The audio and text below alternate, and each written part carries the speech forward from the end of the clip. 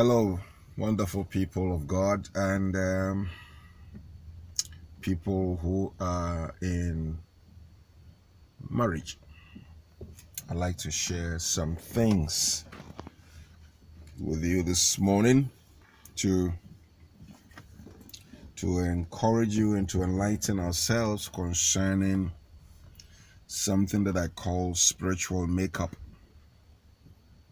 Spiritual makeup in the church. When I say makeup, I do not refer to the makeup that people put on their faces. But I'm going to explain to you what I mean by spiritual makeup.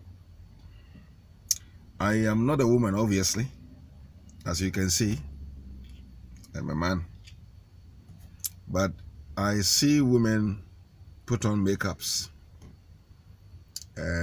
for various reasons. And please let me say this. I am not preaching about makeups, but I want to use it to bring understanding to what I mean by spiritual makeup. So don't think I'm going to criticize or condemn those who put on makeups. I personally like makeups. It makes them look beautiful. I personally love it. It is up to one to have their conscience.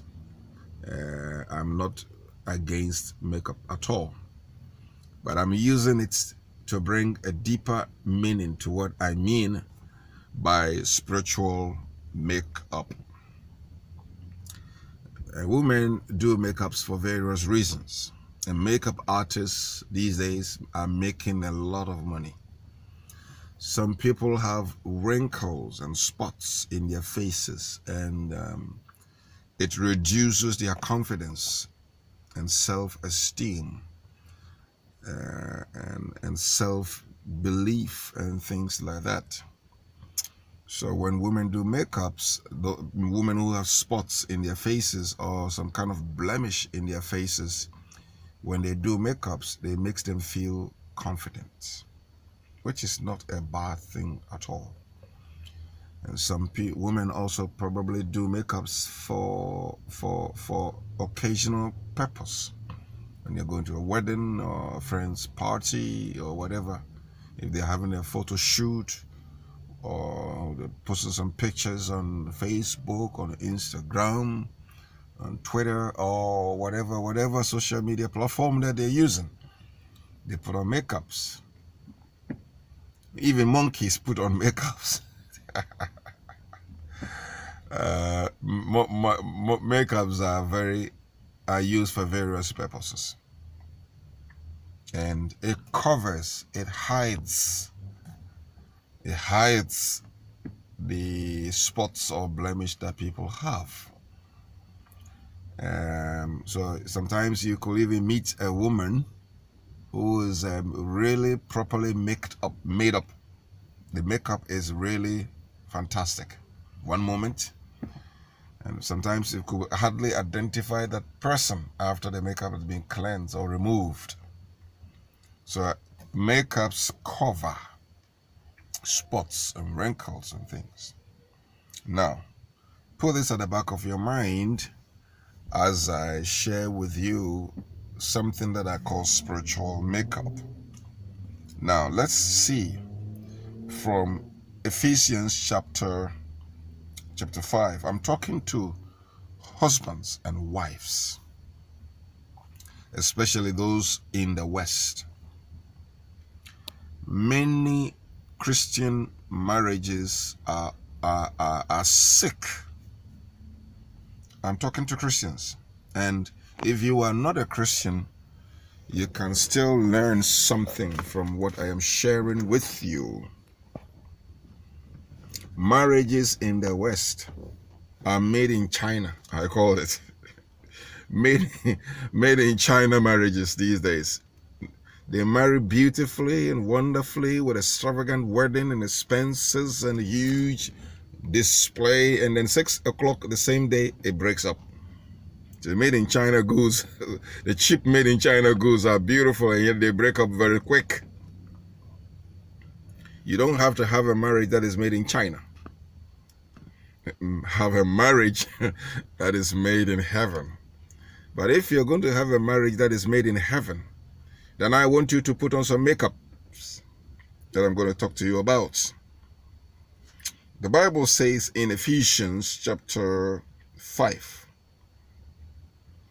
if you look at verses 21 downwards, verse 21 says this: God was speaking to the church through the Apostle Paul about, in fact, if you look at verse 15, Paul said, "See then that you walk circumspectly,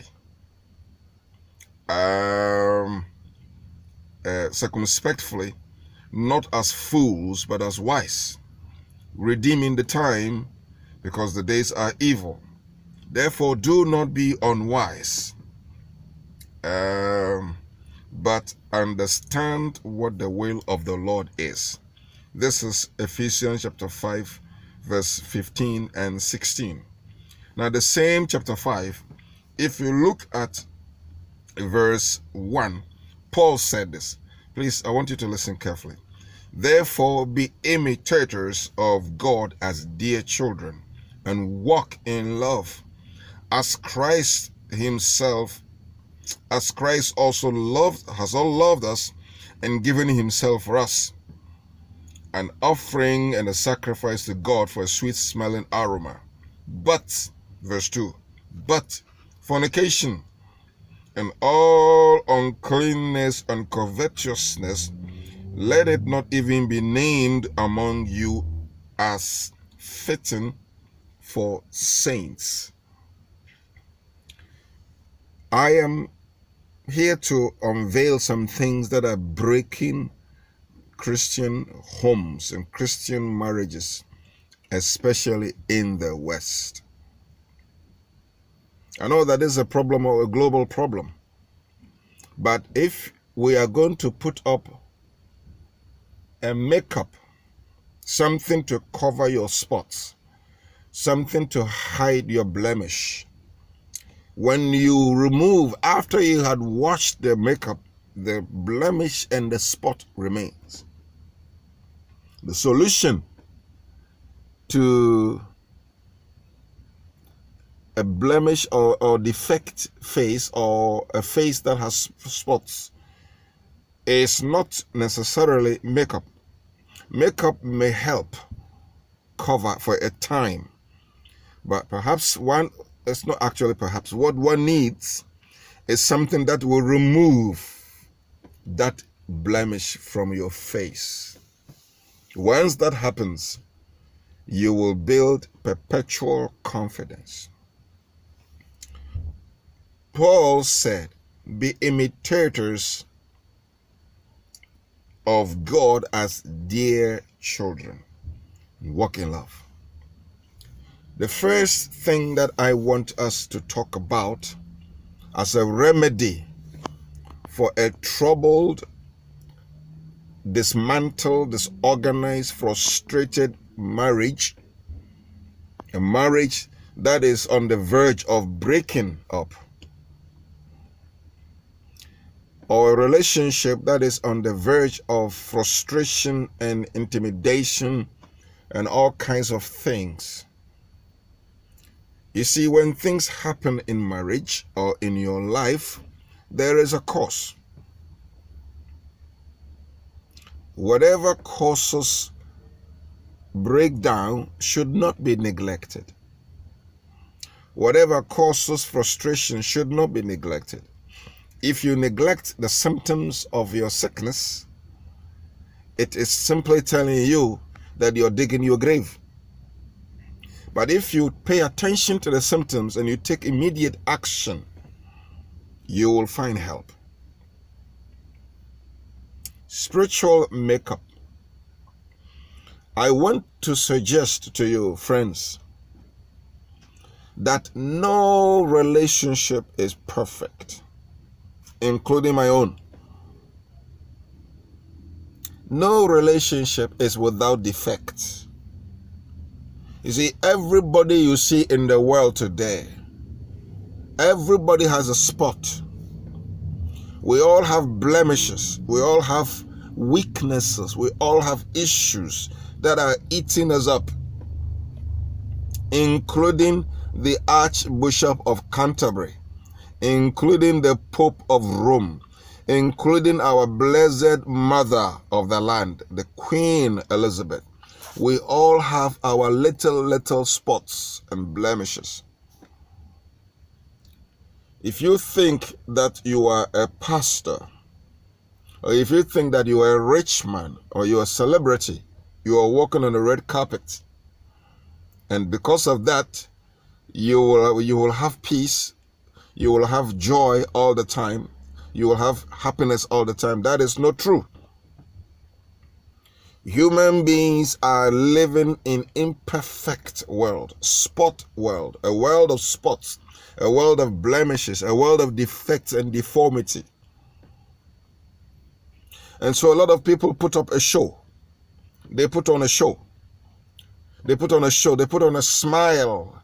You see their teeth, but inside they are bitter and they are eaten by worms.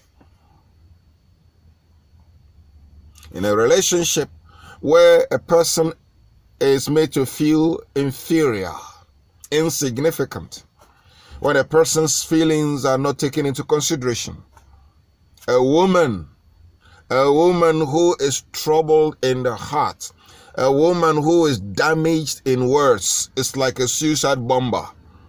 One day they will blow up and the husband will find himself in the pit of destruction.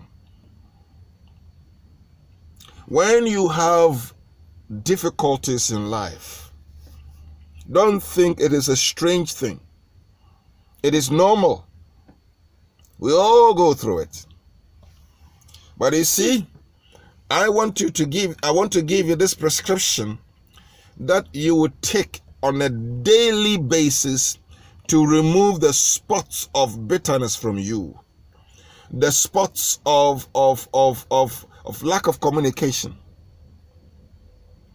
I heard yesterday, in fact, not yesterday, few days ago, I was in London, and a woman said to a friend of mine that I was walking with, that she lives in a house with her husband for 5 years. 5 years. And I'm talking about an experience. I was in London just a couple of days ago to pick up some parcels. And I was told that a couple had lived in the home for 5 years without speaking to each other.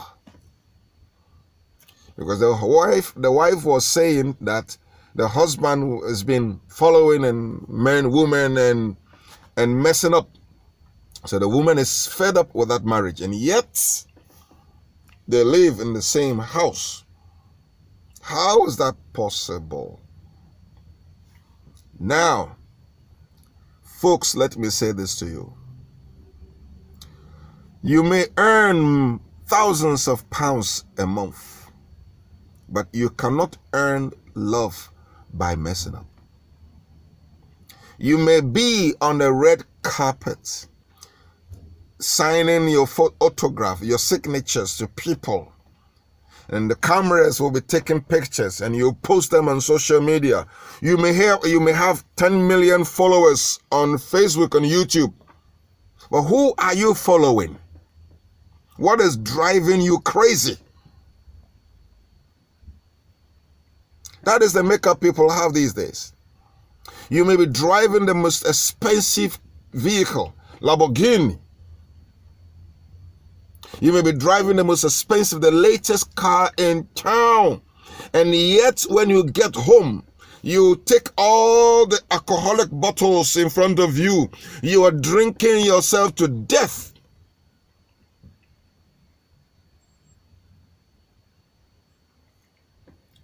You are beautiful. You have money. You have investments. You've done plastic surgery. You're cutting some fat from you. You are removing your breast because you want a bigger one. And you've put the biggest one in. Yet you're still dying inside. Your husband your boyfriend, whatever, because I want to talk to everyone. I'm not supporting boyfriend, girlfriend relationship, but I want to tell you this. You will never have, and you can never have peace in life.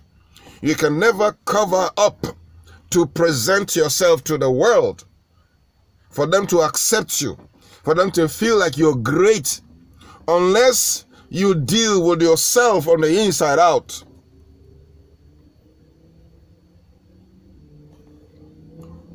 Love is the key. Love is the medication. Love is the medication. And let me tell you this, folks. If you lack love, you may cover things up until thy kingdom come. You will never enjoy peace and soundness in your relationship. Love is self-giving. Love is understanding. You cannot say to your one, I love you today, and said, I hate you tomorrow. Love one another. And when you love your partner, when you love your husband, when you love your wife, what does it mean? You will be kind towards each other. Love is gentle. You see, the way you speak to each other, you speak with gentleness. Love is not self-seeking. It's not parading itself. You don't put yourself above each other. You don't put yourself above the other one. You places each other high. Love does not boast. It's not puffed off. These are the things we need to deal with our daily marital issues. And remember, the most fragile thing on earth is love. Love is beautiful, but fragile. It is so delicate, because the people you love, they are the one who will offend you. The people you love much, they are the one who will mess you up. So don't put on a face to let the world know that you are okay. Put on Christ and the love of God. Now, there is a problem that is eating up a lot of people these days in their relationships. And I want to highlight this. Verse 2 says, but fornication and all uncleanness and covetousness, let it not even be mentioned among you. You see, and I want to forget about the fornication bit. I want to forget about the uncleanness bit and pick this word, because that's what I want to do. It's not because I approve fornication or whatever. Covetousness. Covetousness is a killer. Is a killer disease in marriages. What is covetousness? Covetousness simply means an excessive desire for wealth or material things. Excessive desire for wealth or material things. God is not saying we should not desire material things. God is not saying we should not have wealth, but it is an excessive desire. You see, somebody wants to be rich. They want to be rich. They want to be rich. They need this. They need this. They need this. Everything they see in life, they need it. And unfortunately for our generation, even in the church, unfortunately for our generation, Social media is an advocate for covetous living. Everywhere you go, the social media is promoting the excessive desire for wealth, investment, money, and this and this and that, and people are dying. Somebody will go and borrow 20,000 pounds, 25,000 pounds, 30,000 pounds, 15,000 pounds to buy a car. Because the next door neighbor has just bought a car. So I also want to prove to the next door neighbor that I have a better car. And yet you earn 800 pounds a month. You earn 1,000 pounds a month. You earn 2,000 pounds a month. And you have borrowed 20,000 pounds to buy a car. And apart from the fact that you are paying you're repaying for the car loan, you are also paying your house bills. You're paying mortgage. You're paying your rent. You're paying your electric. You're paying your gas. Your children. You need money to. You are killing yourself because you're putting up a makeup. You are covering your poverty by showing forth your nice car. Covetous living will kill your marriage. If you don't have a car, whose problem is it? I don't have a car. I have a van. I have bought this van. I'm going to work with this van. And if I'm able to save some money, I'll buy a car that I want. I can buy a car. And I wanted to buy one. But I said to myself, I've been serving in missions in Africa and I'm back in England. Why do I need to buy a car when I cannot take care of the car? I can't pay I don't have a job to pay for the insurance, to pay for the road tax. It is the money, my wife is the one who is working. Am I going to be taking her money to pay for all these? She will be frustrated, she will be drained, and men are supposed to work and look after their wives. And we live in a society where women are working equally with us. They do long hours. In fact, if they have another skills, in the case of my wife, she works hard at workplace. She does hairs, she does this, and she does the homework. And what can a man do? Just to relax and enjoy the wealth, the money that your wife is bringing in, and then buy a car and use the money to pay for it. You will kill your wife before your time. Or in fact, God will be gracious to your wife. And you, the husband, will die while the wife lives. I said, no, that is stupid. That is unwise. I'm not going to drive a car until I earn money, until I make some money. So if this business is able to give me some money, then one day I'll buy a car. If I don't have money, I will jump on the train, jump on the bus, or walk or cycle. Covetousness. If you don't have it, if you cannot afford, don't kill yourself for it. That is a makeup. Somebody wants to prove. Somebody will spend a lot of money to decorate the house, and it is fantastic. Live nice. But live within what you are able to afford. In the West, in England, here, where I live, a lot of marriages, especially African marriages, have been destroyed. Do you know why? It is not because the men are bad, not necessarily because the women are bad, but because, you know what, there is a competition going on. There is a competition. There is an excessive desire. They want to build a house in Africa. They want to build a house. They want to build 2 houses, 3 houses, and yet they are living in England. They don't know when they will relocate to Africa. They don't know how they're going to live. They don't know how soon. In fact, they are not going now. because they haven't got the money to go. They haven't got the brain to go and live there forever. And yet they are building, so they're working and working and working and working because somebody has a new 2 houses. What do you need 2 houses for?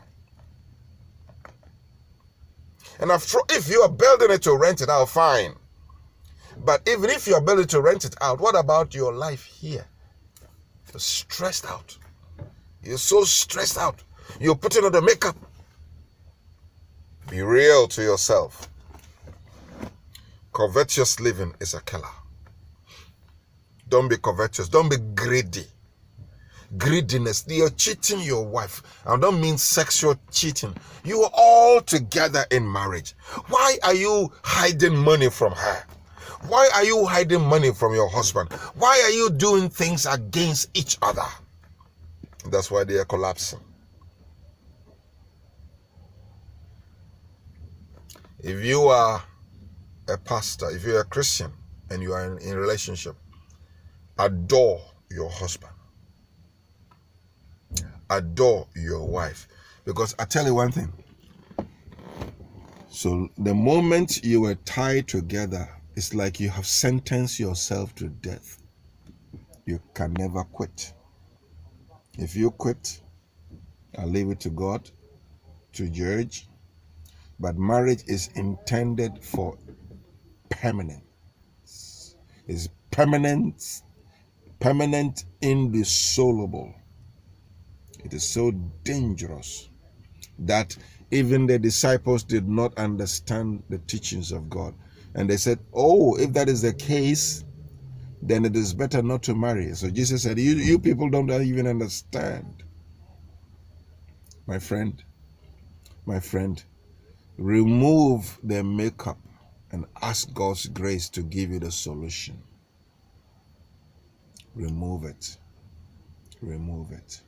Remove it. Remove it. Live within your limits. There's one thing that I want to talk about. Spiritual makeup. What will help you to remove that cover, that pretense?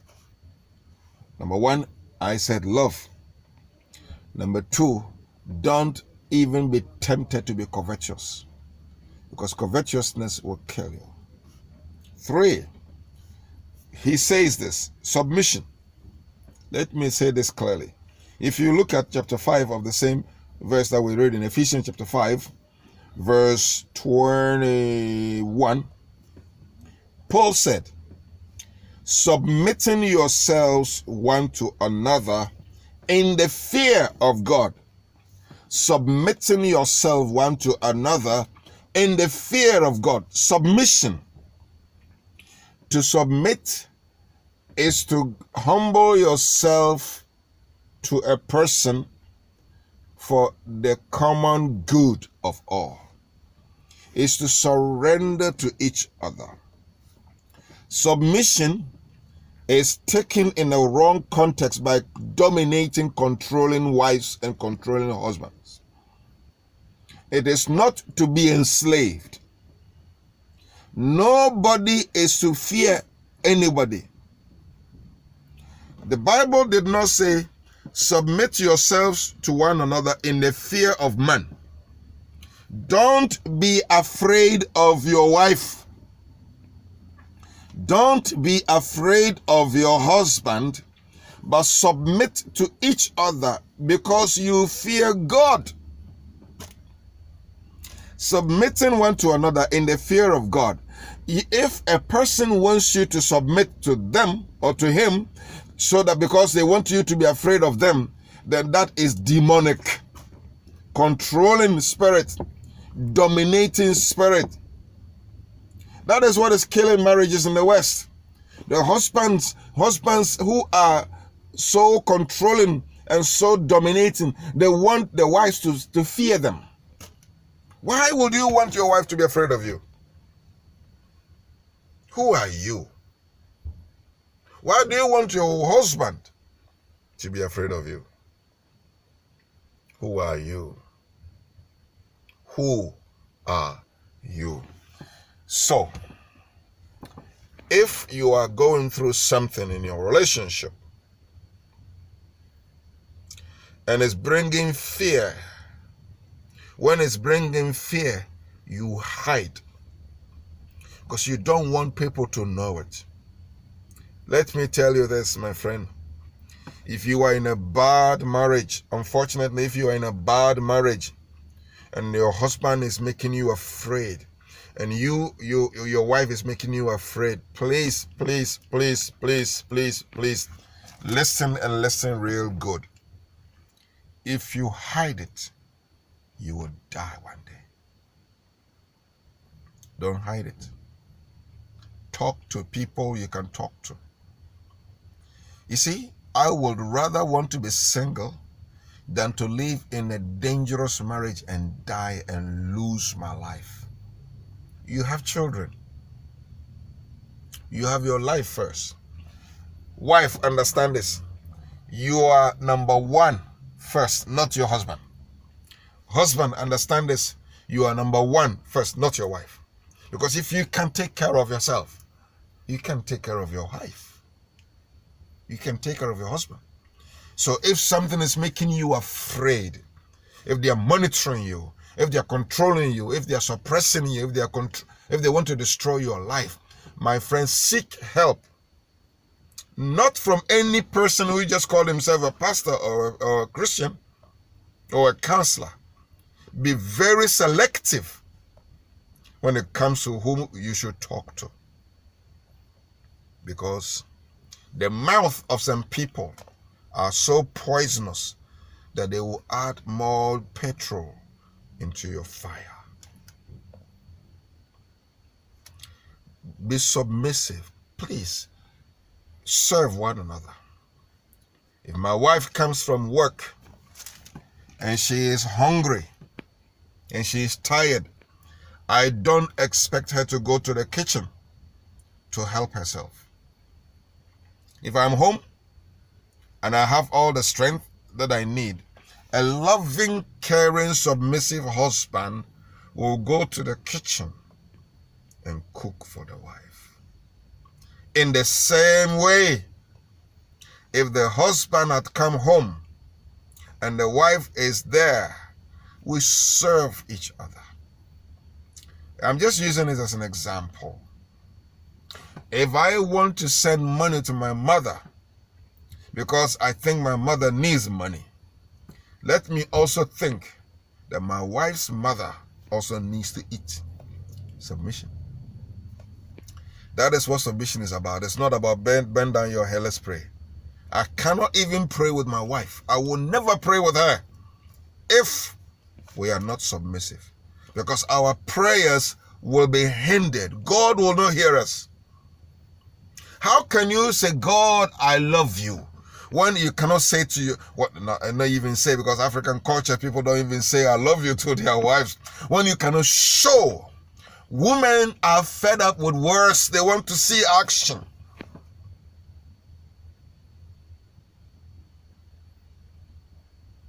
They want to see action. If you are submissive to each other, you take into consideration that you are no better than each other. I am not better than my wife. She is not better than me. I'm not perfect. She is not perfect. We all have our strengths and our weaknesses. But because we are working together in mutual submission, grace is always at work. Forgiveness is always at work. If I have forgiven you, why are you holding something against me? Then you are not being submissive to me as to the Lord. If you fear God, you will forgive. Please, don't be afraid of me, because I am not allowed by God to be feared. Who am I? I am to respect you, and you are to respect me. Anybody who wants you to be afraid of him or her, stand up and defend yourself. God did not make Adam for him to control Eve. The Bible says he gave them the power to have dominion over the things God had created. Man is able to tame animals, but you cannot tame human beings. The only time we tame human beings is when they are in prison, because that is when they are arrested. I find it so disheartening that a human being can live a life for another human being to come and arrest you and put you behind bars and take you to court. But because we are not understanding how to live, if you will live the proper life, you will never ever be arrested. Why should I be arrested? Why should I be afraid of the policeman? Why should I be afraid of the politicians? Why? If I should be afraid of them, then they should be afraid of me. But we are not to be afraid of them if we do the right thing.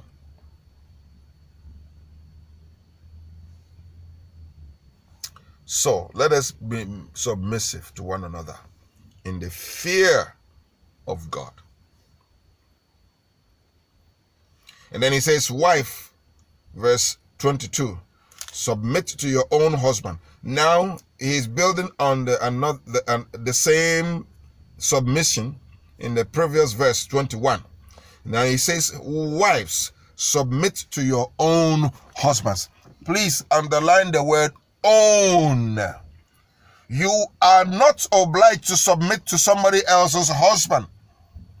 No, why? Because you are not married to the person.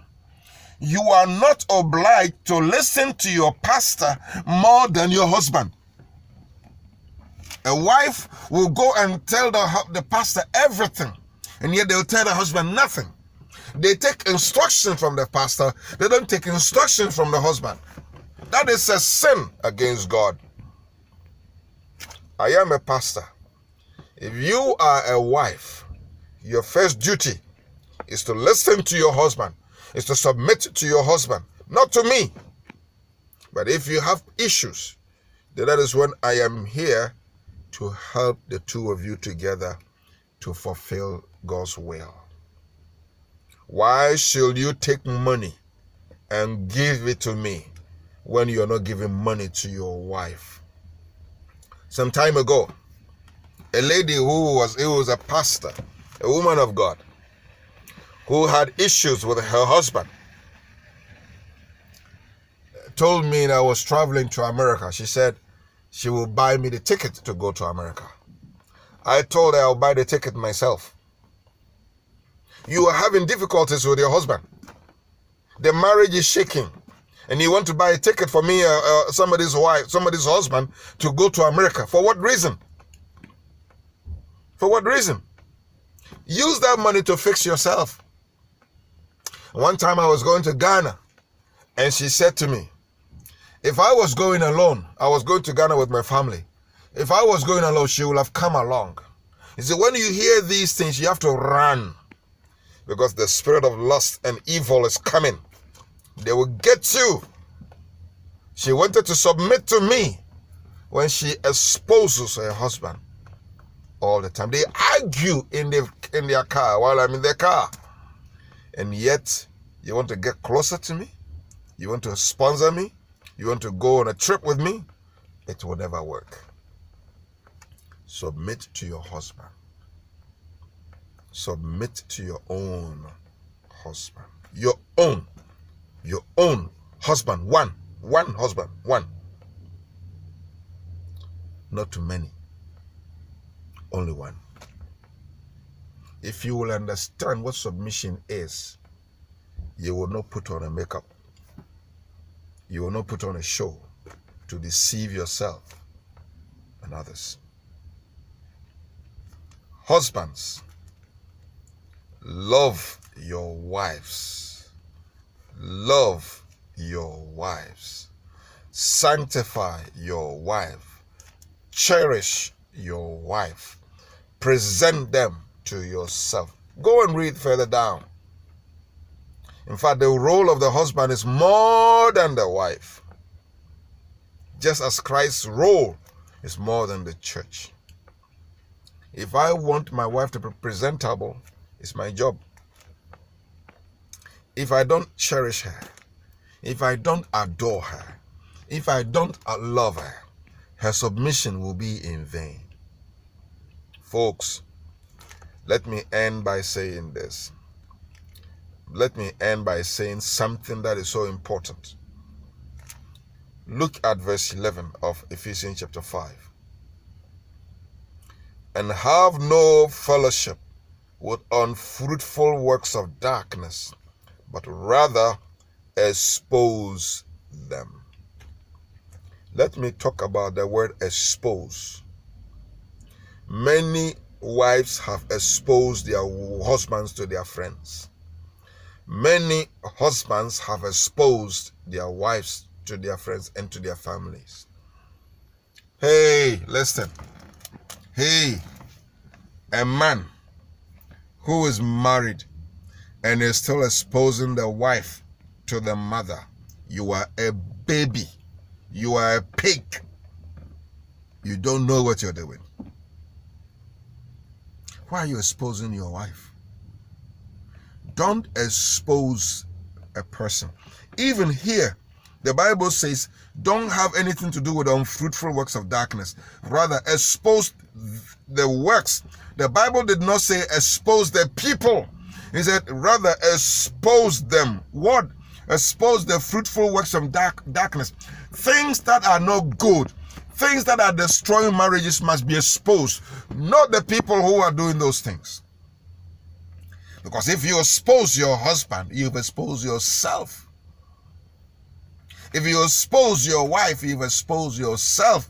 Why are you exposing your things in the social media? Are you stupid? Is the social media going to help you? You take advice from social media. You post what your husband have done, and somebody will comment, well, I won't stay, leave him. And you leave your husband and go and marry the social media. The one who says leave him, you will find the same person going out with your husband. Don't expose your husband. That is a makeup. Don't expose them. That is a frame up. If you expose each other, you will frustrate you. You will destroy each other. Be protective, even though things are not working right. Use wisdom. Use wisdom to cover each other, to protect each other. You may put on a makeup for a time, but find a permanent solution to what is causing the problem. Let me end by saying this. You don't have to put on a show to fit in. Let God be the one to help resolve matters. If matters you are not able to resolve them, then it is better you take an action that will save your life than to live and die and probably lose your salvation. May God help us as we share these thoughts. May God help us. I did not intend to speak this long, but it is okay. God bless you.